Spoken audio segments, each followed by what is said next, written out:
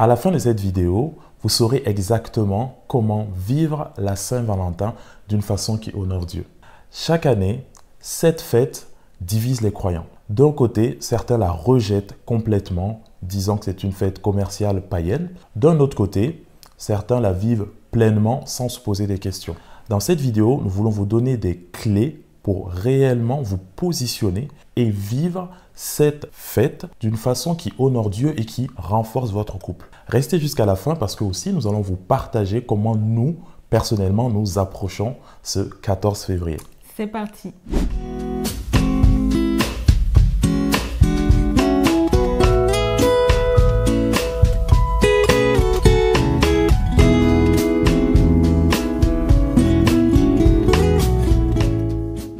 La Bible ne parle pas expressément, bien évidemment, de la Saint-Valentin, mais le principe de l'amour dans le couple est abordé dans la Bible. Que ce soit, par exemple, dans 1 Corinthiens 13, il nous décrit vraiment l'amour en long, en large, en travers. Ou alors, par exemple, dans Éphésiens 5, 25, où la Bible dit les maris doivent aimer leurs épouses, leurs femmes comme Christ a aimé l'Église. Et si on va dans le Cantique des Cantiques, on a encore une dimension même romantique de l'amour qui nous est dépeint. Donc la Bible ne met pas en avant peut-être la Saint-Valentin telle qu'on peut l'imaginer aujourd'hui, mais parle de l'amour dans le couple.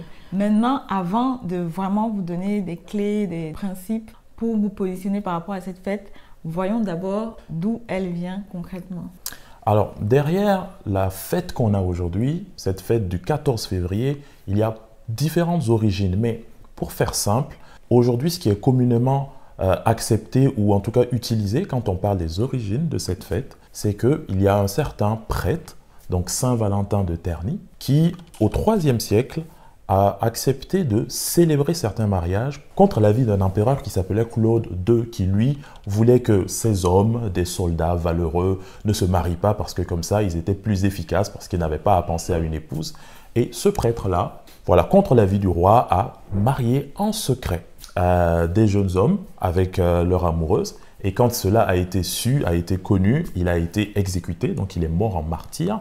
Et c'est parti de cela qu'on a voulu célébrer ce saint, parce qu'il a été plus tard canonifié, je crois que c'est ce qu'on utilise comme terme. Et donc c'est comme ça, petit à petit, qu'on a voulu célébrer l'amour à travers l'acte héroïque. Et les historiens aussi disent que l'Église romaine, au 5e siècle, un peu plus tard, a voulu christianiser cette fête, parce qu'elle était aussi associée à des pratiques qui se faisaient à Rome, païennes concrètement, et pour éviter que les nouveaux chrétiens ne continuent quelque part de célébrer cette fête, qu'ils maintenant s'appuient sur l'acte héroïque du prêtre Valentin pour célébrer l'amour. Donc c'est comme ça que cette fête a trouvé ses marques dans l'histoire. Alors, donc la question fatidique, c'est en tant que couple chrétien, est-ce qu'on doit, oui ou non, célébrer la Saint-Valentin? Et est-ce que si on le fait, on est en accord avec les valeurs bibliques, les principes bibliques? Il y a d'un côté des chrétiens qui décident de ne pas célébrer cette fête parce que d'une part, elle a des origines païennes, comme Stéphane l'expliquait tout à l'heure. D'autre part, il y en a qui disent qu'aujourd'hui, cette fête est devenue tellement commerciale que finalement, c'est comme si c'était juste pour alimenter encore un système qui ne se préoccupe pas réellement de la qualité de votre relation, mais qui veut juste vous faire consommer, consommer, consommer. Ou même que ça promeut une vision superficielle de l'amour, réellement. Et donc, à côté de ça, il y en a qui décident quand même de célébrer cette fête parce qu'ils se disent c'est une occasion spéciale d'exprimer encore mon amour pour mon conjoint, ma femme, mon mari, et je ne veux pas la manquer. Et je peux le faire, mais d'une manière qui est alignée avec les valeurs qui me sont chères. Donc, je peux le faire, mais je ne vais pas forcément le faire comme une personne qui ne connaît pas Dieu ou qui n'a pas les mêmes valeurs que moi. Et donc là, les personnes vont célébrer la Saint-Valentin, mais de manière alignée avec leurs valeurs, de manière beaucoup plus sobre. Par exemple, juste prendre un temps de qualité ensemble, marquer le coup. Même si on se fait un cadeau, c'est pas l'occasion d'aller se mettre à découvert. Faire des dépenses extravagantes. Voilà. En tout cas, si vous n'en avez pas les moyens, surtout, voilà, c'est vraiment de rester aussi aligné avec des valeurs qu'on sait que Dieu attend de nous, de sagesse, de respect de l'autre, etc. Donc, c'est un peu les deux visions qui sont aujourd'hui, quand on entend un peu les échos des couples chrétiens. Mais s'il y a un principe que nous, on aimerait partager avec vous ici aujourd'hui, si vous décidez de fêter le 14 février, la Saint-Valentin, quelle est votre intention derrière? Est-ce que c'est juste parce que c'est la pression sociale, parce que vous voyez sur les réseaux sociaux les personnes, tout le monde qui montre ce qu'il a eu à la Saint-Valentin, ce qu'il a fait ou elle a fait, ou est-ce que c'est vraiment parce que c'est quelque chose que vous appréciez, que vous vous dites je peux le faire mais en accord avec mes valeurs, sans vous sentir sous pression, même si par exemple vous n'avez pas les moyens de célébrer, vous voulez forcément faire quelque chose pour qu'on voit que vous avez célébré la Saint-Valentin, vous voyez. Donc c'est aussi la question à se poser, mais en étant honnête avec soi-même. Parce que oui, vous pouvez dire oui, mais bon, moi je m'en fous du regard des autres, mais en vrai, au fond de vous, vous savez que si vous étiez que dans une grotte avec votre mari, peut-être vous n'auriez pas célébré, tu vois. Donc c'est là où il faut être honnête avec soi-même et se poser les bonnes questions déjà par rapport à Dieu, par rapport à qu'est-ce que la Bible nous enseigne sur l'amour. Sur le principe, il n'y a pas de souci à célébrer. Le problème n'est même pas de célébrer l'amour, ni même le jour où on le célèbre, parce que tous les jours appartiennent à Dieu. C'est un peu le même débat qu'on a parfois avec la fête de Noël. Tout à fait. Mais maintenant, la question c'est, même si vous décidez de le faire, comment vous le faites? Est-ce que vous célébrez cela d'une manière qui déjà honore votre amour, mais honore aussi Dieu? Et c'est une décision aussi à discuter en couple. Parce que peut-être que toi, en tant qu'homme, tu te dis, ben, moi je suis radical, entre guillemets, j'ai pas envie de le célébrer, mais réellement, quel est l'impact que cela a sur ton épouse? Est-ce qu'au-delà de l'aspect, une fois de plus, si on enlève l'aspect commercial, l'aspect païen, est-ce que c'est une occasion que ton épouse aimerait marquer d'un saut particulièrement? Comme par exemple un anniversaire qui peut être plus important pour certaines personnes que pour d'autres. Peut-être que pour ton épouse, le 14 février ou la Saint-Valentin, peu importe le terme qu'on met derrière, un geste particulièrement ce jour la touche, lui fait plaisir parce que c'est une marque d'attention. Et je me souviens avoir vu un pasteur américain que je ne vais pas citer ici qui avait dit: oui, ma femme dit qu'elle ne célèbre pas la Saint-Valentin, mais je ne suis pas un enfant, donc je sais que même si elle dit qu'elle ne célèbre pas, le fait de lui faire une petite attention ce jour ne lui fera pas de mal. Bien sûr que peut-être qu'elle dit ne pas y tenir de façon particulière, mais moi particulièrement, pour éviter qu'elle soit frustrée ou autre, je préfère quand même marquer le coup, lui accorder cette attention-là. Donc voilà, c'est une fois de plus l'intention derrière. Maintenant, on va vous partager, nous, comment on vit le 14 février depuis qu'on est ensemble. Comment Stéphane et Raïssa vivent la Saint-Valentin? Je sais que vous êtes dans cette vidéo parce que ça vous intéresse. Bon, bien sûr, le sujet vous intéresse, mais on voulait aussi vous partager concrètement comment nous on approche cette fête. En fait, le 14 février n'a jamais été dans notre relation quelque chose qui était un big deal, un moment qui était différent des moments de qualité qu'on pouvait avoir le reste de l'année. C'était important pour nous, dès les premiers instants de notre relation, d'entretenir notre couple. Donc, on avait des rendez-vous mensuels, dès qu'on s'est mariés. Vraiment, c'était assez régulier pour nous parce que c'était important. Et ce qui se passe, c'est que si les rendez-vous mensuels tombent dans un moment de Saint-Valentin, on pouvait saisir l'occasion, en fait, pour célébrer ce jour-là.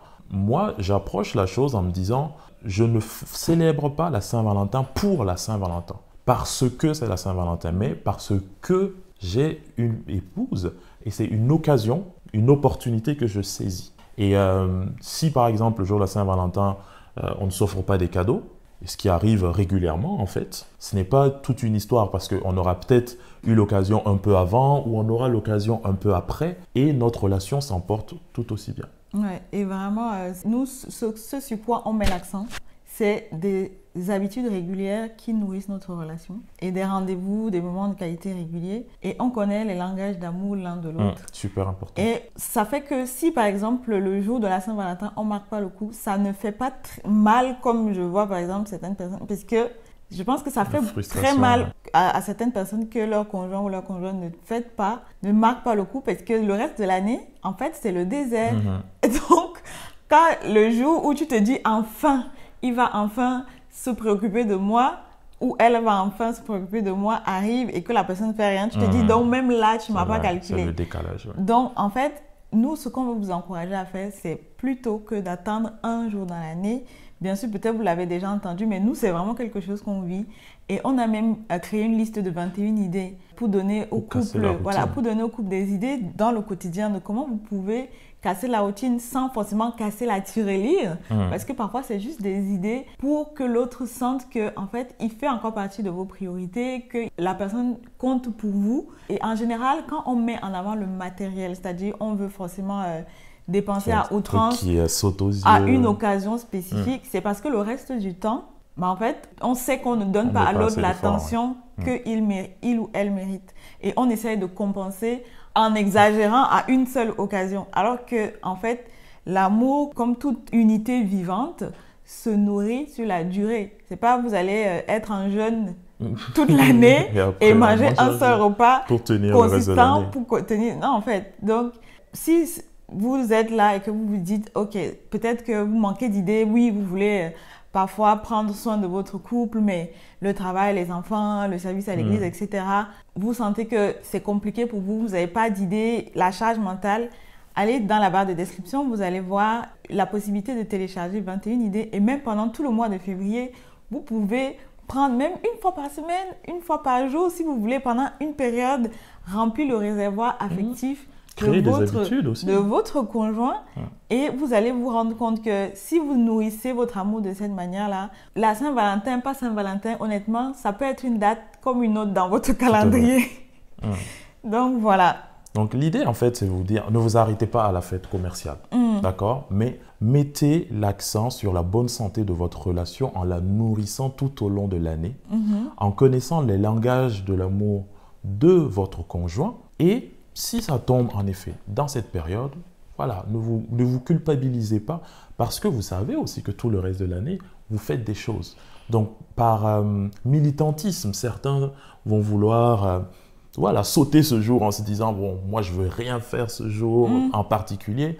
Moi, personnellement, je me dis, si j'ai mon fleuriste qui me fait une offre d'une rose plutôt qu'une rose à 5 €, il m'en fait 3 à 5 €. Je sais que c'est quelque chose que Raïssa aime bien. Donc voilà, je vais saisir l'opportunité à ce moment-là, mais je sais que je ne m'appuie pas que sur ce moment-là pour lui montrer mon affection. Voilà les amis, donc on arrive au bout de cette vidéo.